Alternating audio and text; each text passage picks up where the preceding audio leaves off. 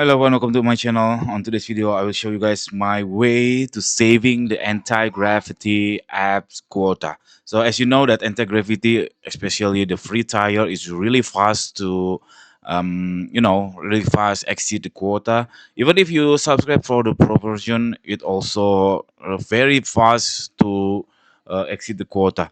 So here the tip. So instead you talk to anti-gravity to discuss better, you do multi-agent like this. So I upload all my mini app. So I don't know if your app is so big or so large. I have this very mini project, mini app. I upload it to ChatGPT on your left, and then on Gemini on my left. And then here the point is we have to discuss first to the two agents, which is Gemini and ChatGPT, and then the final output is the prompt for anti-gravity to develop my app.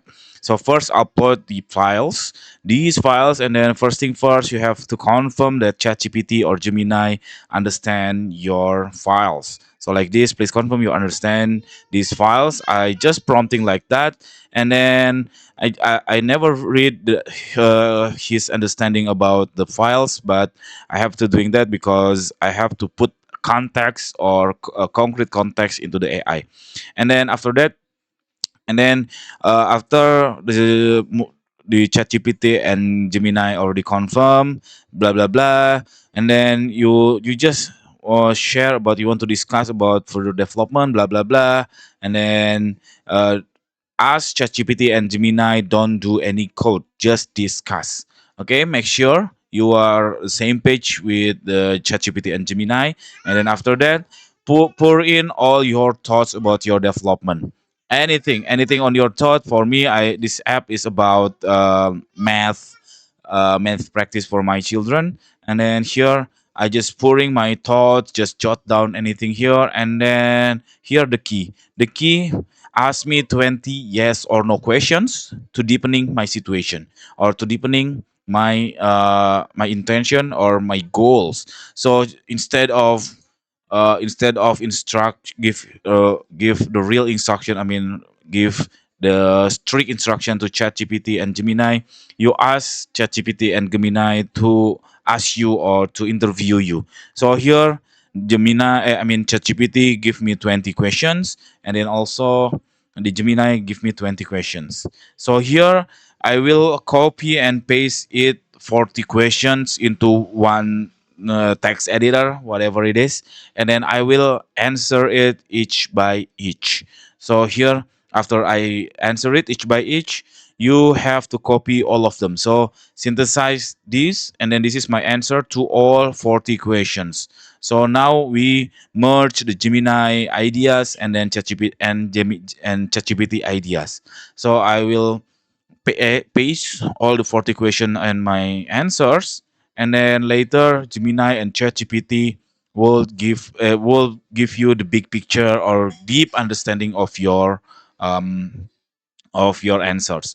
And then after that, ChatGPT and Gemini would give you the understanding.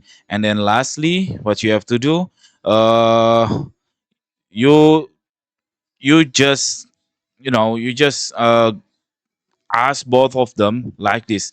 Down below is suggestion from another AI. Please cross-reference which align with yours, which are not, and ask me why or no question to clarify.